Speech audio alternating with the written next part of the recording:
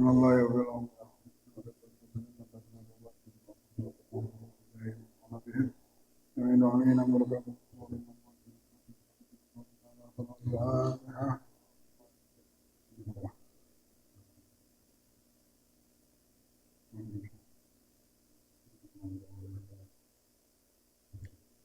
Muhammad Sekandari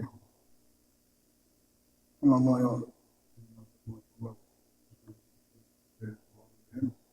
علينا بركات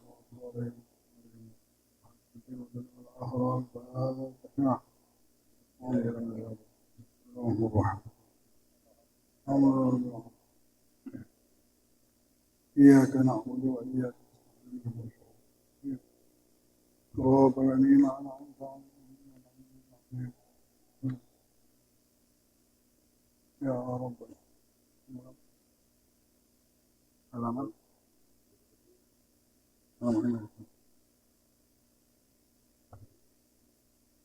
Assalamualaikum warahmatullahi wabarakatuh.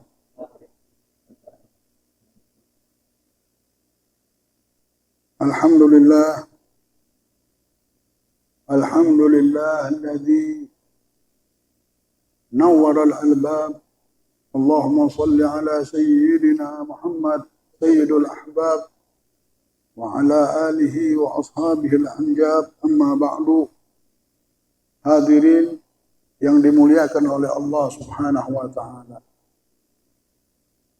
Puja dan puji syukur kita hadapkan ke hadapan Allah Subhanahu wa taala yang telah menjadikan sesuatu kekuatan yang besar di dalam perjalanan, di dalam nasib, di dalam kehidupan,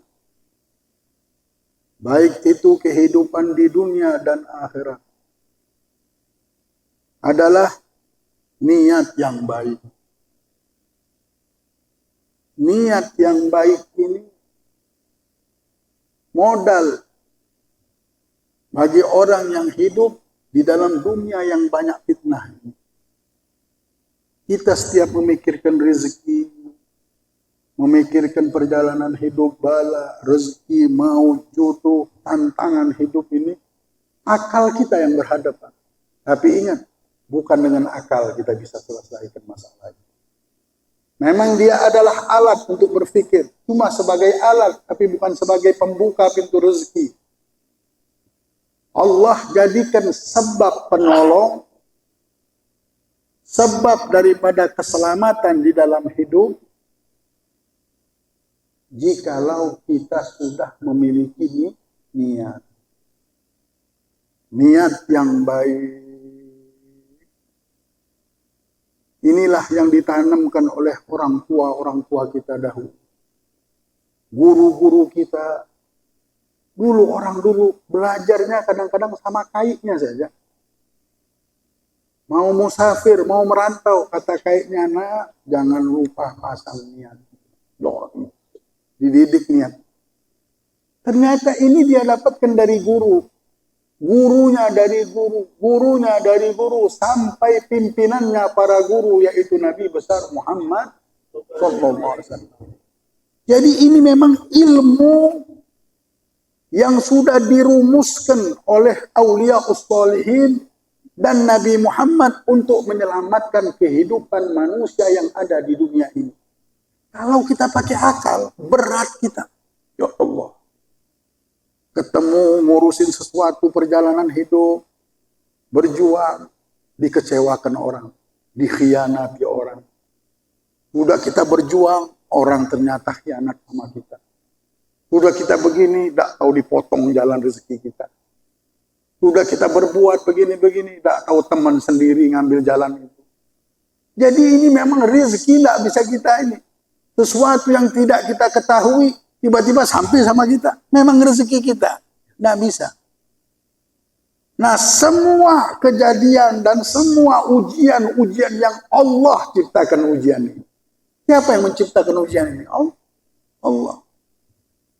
Itulah ulama, seorang alim pernah melihat muridnya ini bingung. Ngadep ini kena dinding ini, kena dinding.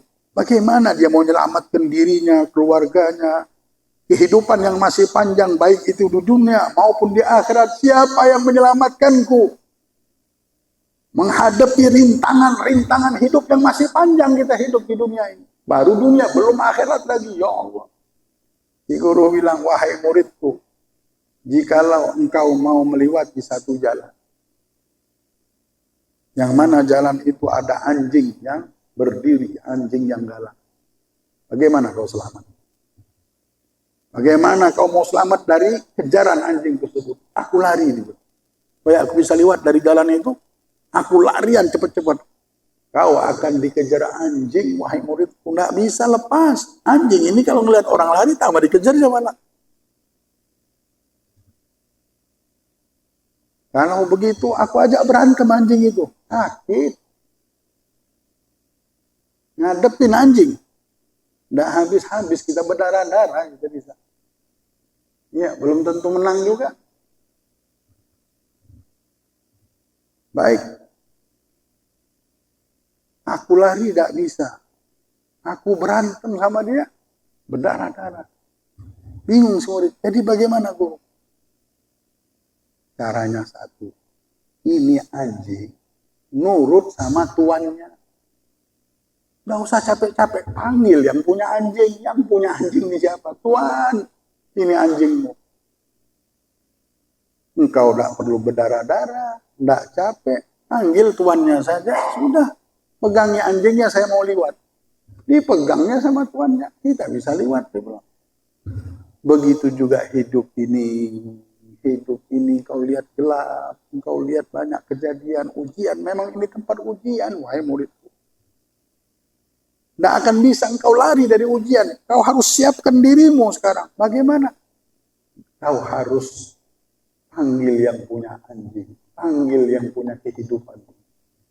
Dia adalah Allah yang telah menjadikan segala ujian ini Allah.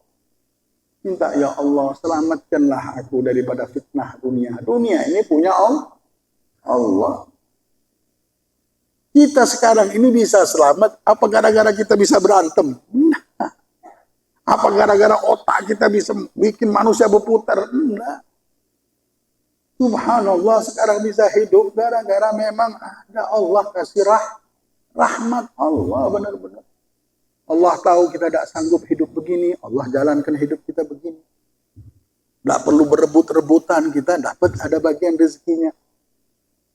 Kalau Allah kumpulkan kita sama orang yang badannya besar semuanya, habis kita tidak bisa makan rezeki kita. Allah berikan kekuatan di sini, Allah subhanallah, Allah ini indah, pengasih lagi maha penyayang. Semua Allah berikan bagian dengan nasibnya, dengan kasih sayang Allah, dengan kebijaksanaan Allah subhanahu wa ta'ala. Maka dari banyaknya kejadian ini, dan dari kebijaksanaan Allah, dan kasih sayang Allah, kalian cukup dengan niat, terbukalah pintu rahmat. Nah Allah, ringan gak? Ini rahmat dari Allah. Ini adalah anugerah Allah untuk makhluk-makhluknya, untuk semesta alam ini. Dengan kita memasang niat saja, maka akan sempurnalah amal kita. Sempurnalah perjuangan kita. Terbukalah pintu kebaikan. Man fataha lahu abbabin min abwabin niyah, fatahallahu lahu sab'ina abwabil taufiq. Barang siapa yang dibukakan oleh Allah satu niat baik, maka Allah akan buka 70 pintu taufik. Apa itu taufik? Kekuatan untuk terjadinya niat kebaikan itu. Amalan yang baik, kekuatannya itu namanya taufik. Kalau hidayah itu petunjuk. Kalau taufik ini kekuatan yang Allah ciptakan. Ini orang mau sedekah, diberikan kekuatan untuk bersedekah, itu namanya taufik. Ini orang mau sholat, diberikan kekuatan untuk sholat, namanya taufik. Kekuatan ini besar. Ada hidayahnya, hatinya mau hampir dia sholat, itu namanya taufik. Nah Allah akan buka 70 pintu langsung. supaya terjadi yang dia niatkan ini. Dia niat pengen sedekah, dia niat pengen ngajar, dia niat pengen beribadah, dia niat, terjadilah niat tersebut. 70 pintu, dibilang satu pintu saja cukup untuk menyelamatkan kita. Satu pintu taufik saja kalau terbuka, akan terjadi apa yang kita niatkan. Itulah orang dahulu, orang bahari, disuruh memperhatikan niat ini benar-benar. Karena kalau kita sudah bisa sempurnakan niat kita, tekad kita sempurnakan, insya Allah mulai datang kekuatan. Ya Allah, anak kita, mantu kita butuh dengan niat. Ada yang belum kerja, ada yang mau menghadapi kehidupan ini, punya anak, tapi belum ada pekerjaan yang tetap. Hatinya belum kenal juga sama Allah bahwa hidupnya dia ini bukan gara-gara kerja bisa hidup. Harus dia kenal Allah juga. Belum sampai pikirannya. Modal-modal kehidupan, kekuatan-kekuatan di dalam hidup ini dia belum mengerti. Mungkin masih dia melihat bahwa dengan bekerja saja bisa dapat kekuatan. Dengan bekerja dia bisa menghidupkan anak istrinya dan keluarganya. Dia tidak tahu bahwa hidup ini adalah anugerah pemberian Allah. Banyak yang harus dia letakkan. Banyak yang harus dia susun. Banyak yang harus dia miliki supaya bisa dia menyelamatkan dirinya, keluarganya, kehidupannya. Selama di dunia yang sementara ini. Dan bukan cuma di dunia hidup ini. Ada kehidupan yang panjang lagi yang aku harus selamatkan juga diriku, keluargaku, orang tuaku. Nah, hadirin, kita mulai memberikan kekuatan dan keselamatan untuk diri kita dengan meletakkan niat. Niat inilah ternyata sumber daripada keselamatan yang akan muncul. Orang bilang awalnya niat, akhirnya niat juga.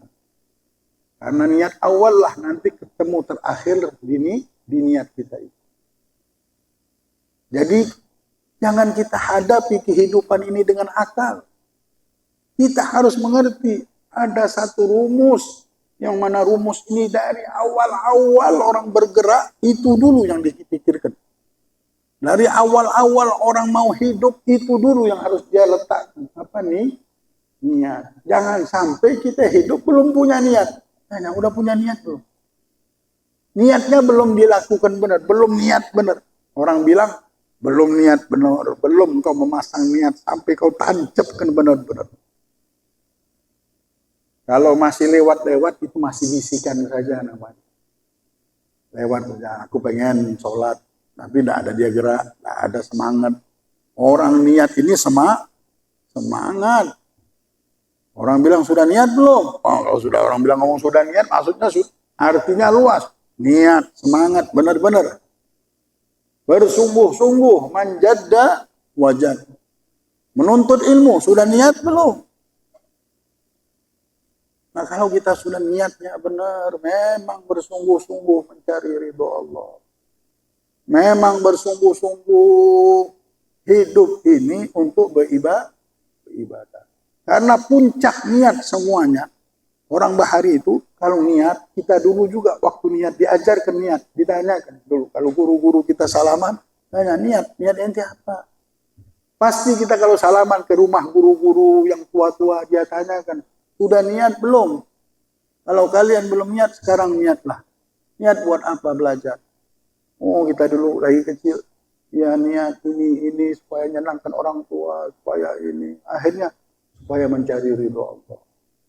Untuk menyenangkan hati Rasulullah, itu puncak niat kita. Niat kita paling tinggi, setelah pengen niat hidup selamat dunia dan akhirat, pengen masuk surga, pengen ini. Semuanya, tidak apa-apa kita mau. Hajat dunia kita apa?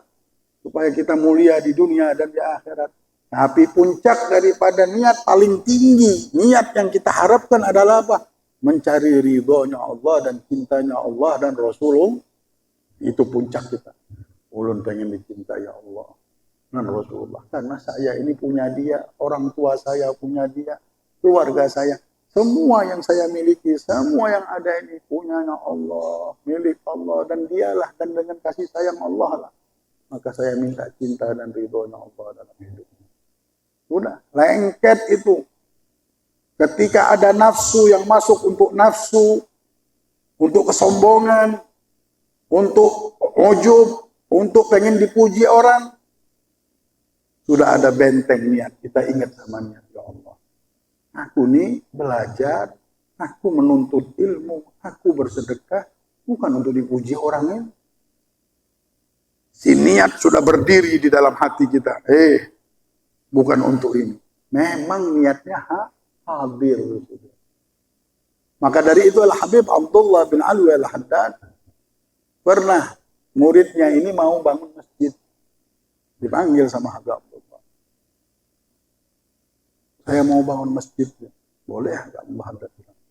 Mana duitnya? Dibawalah duitnya. Ini duitnya. Maukah engkau uang ini saya ambil dan engkau ditulis bahwa sudah bangun masjid. Tapi orang-orang tidak ada yang tahu. Aku bangun masjid itu uang siapa, tidak ada yang tahu. Tidak disebut namamu di situ. Oh, kalau begitu nanti kena aja, saya pikirkan dulu. Karena dia tidak mau, tidak ada namanya muncul. Ini masjid mau dibangun saja, tapi nama dia tidak muncul. Kesian, penyembah berhala ini, berhala namanya. Orang kalau hati-hati kita, kalau sudah nama kita tidak muncul, kita sakit, itu tanda kita punya penyakit. Dah, akhirnya ada lagi orang datang, ya Habib, saya mau bangun masjid. Boleh kata Habib, tapi dengan syarat. Apa syaratnya? Syaratnya uang itu biar aku ambil dan tahunya engkau di akhirat ketemu. Tulisannya sudah ada bahwa engkau bangun masjid. Tidak usah kau tanyakan lagi kemana uangnya. Maukah? Oh, tidak mau Rasul. Kalau begitu tidak usah bangun masjid. Pulang saja. Karena Habib Abdullah tahu benar orang yang kalau sudah niatnya ujub, ma sadaqallah man ahabba syuhrah, dibilang. Tidak jujur sama Allah orang yang pengen namanya dikenal orang. Percuma sayang, kesian. Duit sudah habis, tidak ada tulisannya lagi. Bukan cuma itu, ada satu ibadah, kata ulama bilang. Rasulullah bilang, akhsha alaikum, aku lebih takut daripada kalian. Sangat takut dengan kekafiran ini, karena dia sangat tidak kelihatan. Akhaf min dabibin namal, lebih kecil daripada kakinya semut. Nah, tidak kelihatan. Apa itu? Al-ujub, kata Rasulullah. Ujub ini orang yang merasa bangga sama diri. Orang yang merasa dirinya hebat. Riya sama ujub ini satu ibadah yang satu maksiat yang bisa merubah ibadah kita jadi dosa. Oh, kita sholat, kita sedekah, tapi ternyata ini maksiat bukan sholat. Itulah sebagian ada wali-wali yang sudah tembus pandangan mereka, tahu apa yang di hati manusia ini, melarang orang itu untuk beribadah. Kayak tadi Habib Haddad, orang ini mau sedekah, Habib, kenapa dia dilarang orang ini sedekah? Kami kesian sama murid kami, buat apa dia habis duit, dosa lagi dapat. Lebih baik tidak usah sedekah. Karena apa? Kasihan, rugi, bukan dapat untung, dapat rugi lagi. Orang bersedekah, bangun masjid supaya dapat pahala. Nah, akhirnya orang tersebut datang lagi ke Habib Abdullah, ya Habib, saya mau bangun masjid. Mau bangun masjid, benar. Mau bangun rumah Allah. Allah ini sudah kaya, sebenarnya tidak butuh kita. Cuma kita mau beribadah, mau mendekatkan diri sama Allah. Baik, rezeki itu pun dari Allah Subhanahu wa ta'ala. Baiklah dibilang. Dengan syarat, kata Habib Abdullah bilang, engkau dapat pahala Tak perlu engkau lihat masjidnya di mana. Yang penting duitmu itu sudah antarkan saja ke Habibmu ini. Baiklah ya Habib, alhamdulillah saya tidak perlu mikir tukang lagi, tidak mikir ini. Saya kasih duit, selesai. Pahala dapat. Tiap hari saya dapatkan pahala bangun masjid. Orang sholat masjid. Mau ya Habib, besok saya antar. Ketika diantar, dia bilang, ini bawa lagi bangun masjid, gimana engkau mau?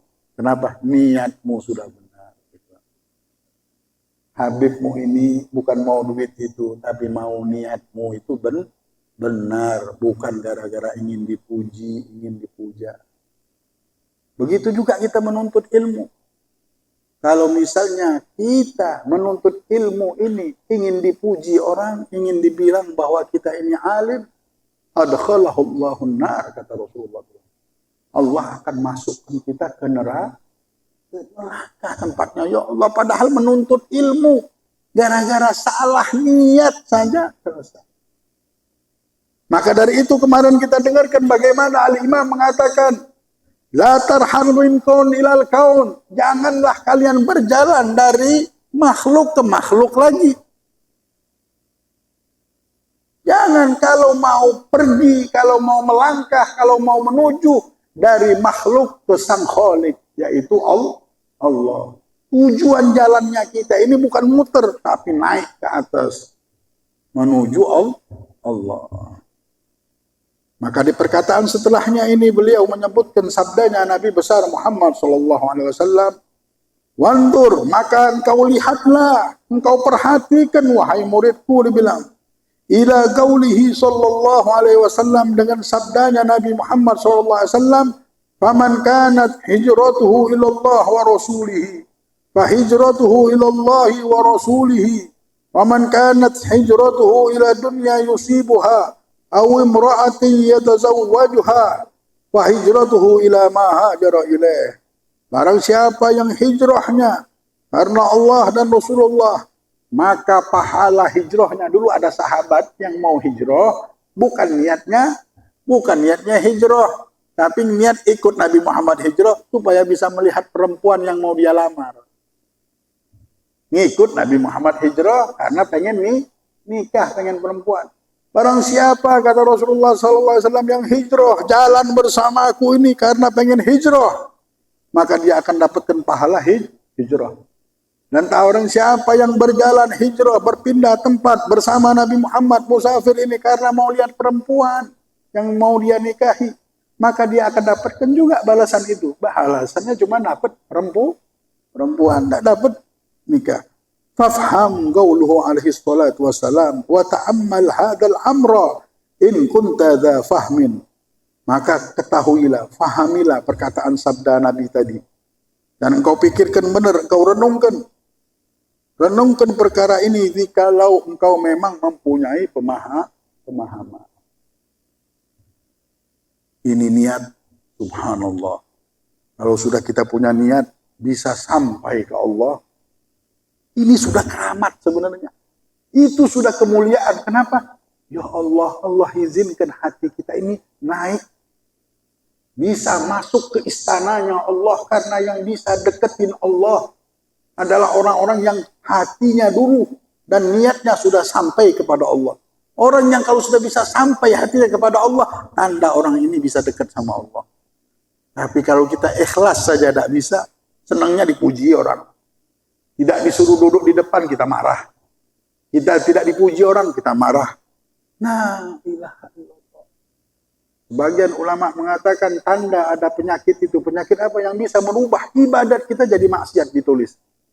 Yaitu apa? Senang dipuji, senang kedudukan, bangga dengan diri sendiri. Mau tahu adanya penyakit itu? Adanya penyakit itu, kalau kita tidak disuruh duduk di depan saja, kita sudah marah. Dan sama apa? Berhayal. Kalau melihat jenazah, mudah-mudahan kalau saya meninggal, saya minta orang banyak yang nganterin saya jenazah. Nah, tanda ada penyakit ini. Orang yang sudah berserah penuh sama Allah, niatnya karena Allah, dia tidak muter di dunia ini. Dia beramal naik ke atas, bukan ke bawah, bukan muter-muter di situ saja. Mereka sudah tidak pusing lagi sama makhluk. Sepi, kalau ngeliat hatinya sepi, tidak ada kecuali Allah. Yang mereka harapkan Allah, yang mereka tuju Allah, yang mereka harapkan memandang dirinya, melihat dirinya, memuliakannya, tidak di Allah semuanya. Inilah hambanya Allah. Tapi kalau hambanya nafsu, ya nafsu tadi tahu sendiri. An-nafsu katifli. Nafsu ini seperti anak kecil kadang-kadang. Nah, marilah kita jadikan sisa umur kita ini bersama Allah sudah. Tidak ada yang lebih. Tidak ada sesuatu yang mulia. Tidak ada sesuatu yang sangat disenangi oleh para aulia usholihin kecuali dengan menyebut nama Allah. Maka dari itu sahib Asy-Syarih mengatakan, dan yang utama dalam hadis ini ialah sabda Nabi Muhammad SAW bahwa hijrah yang tidak niat ikhlas kepada Allah akan terhenti pada tujuan yang sangat rendah dan tidak berarti dan tidak akan mencapai keridhaan Allah. Ridhonya Allah tidak sampai, tidak bisa sampai. Habis saja amal kita ya Allah. Seorang minta nasihat kepada Abu Yazid Al-Bustami. Maka berkata Abu Yazid, jika Allah menawarkan kepadamu akan diberi kekayaan dari arsy sampai ke bumi, maka katakanlah bukan itu ya Allah, tetapi hanya Engkau ya Allah tujuanku.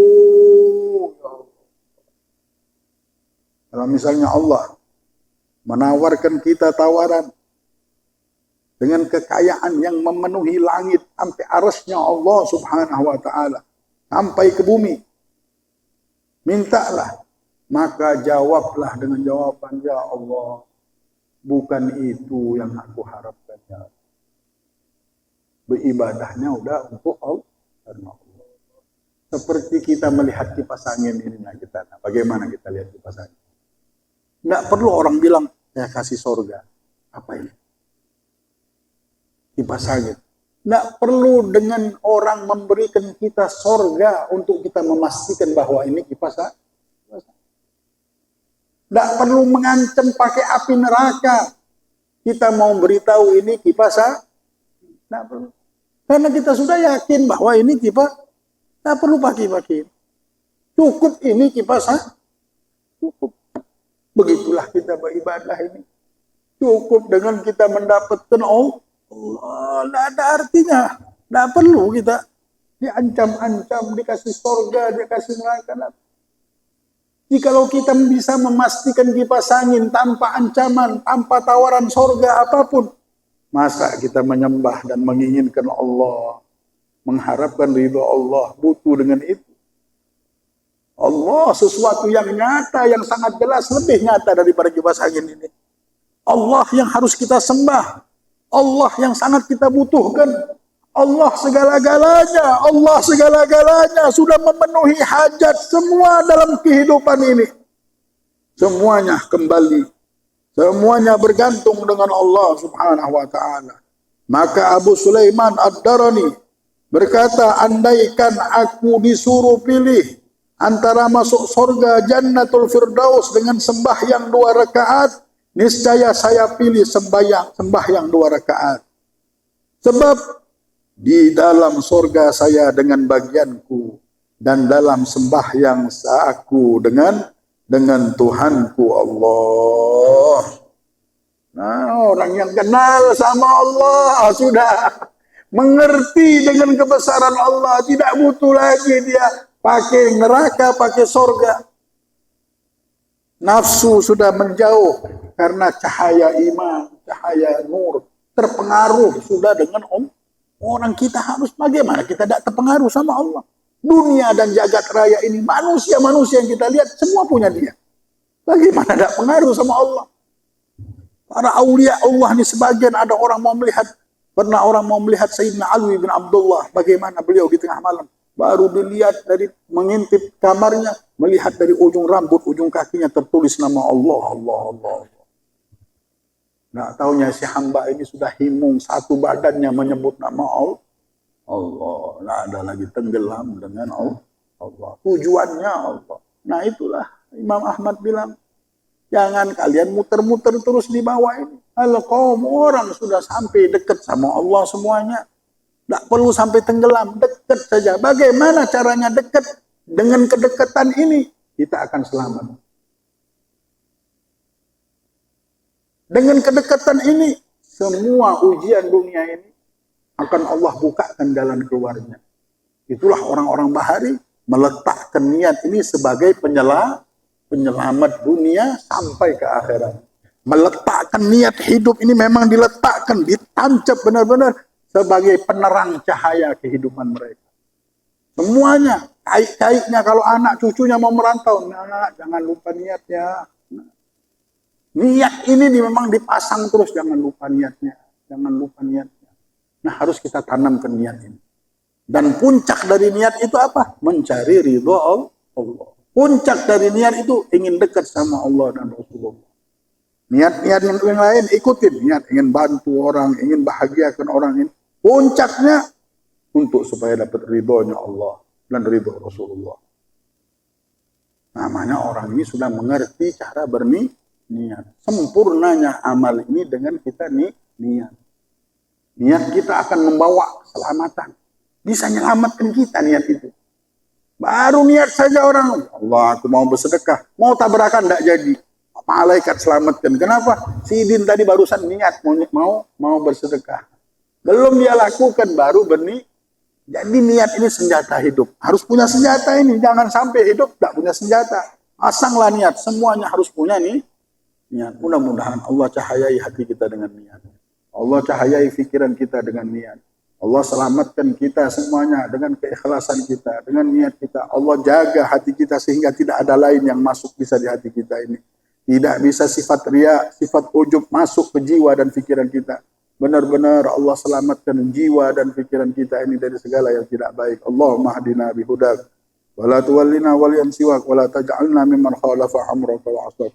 Allahumma nawwir qulubana wa gawalibana ma'al huda wat tuqa wal afaf wal ghina wal maut ala dinil Islam wal iman bila mihnatin wala imtihan bihaqqi sayyidi walad Adnan ya Allah biha ya Allah biha ya Allah bi husnil khatimah ya Allah biha ya Allah biha ya Allah bi husnil khatimah ya Allah biha ya Allah biha ya Allah bi husnil khatimah wal qabul bi jahi sayyidina Rasul al-Fatihah. Alhamdulillah.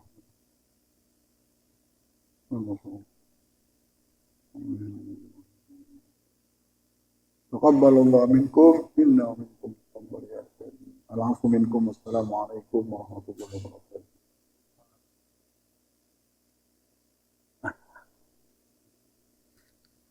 Mbak, dulu anak langsung jemput Iqbal. Assalamualaikum warahmatullahi wabarakatuh.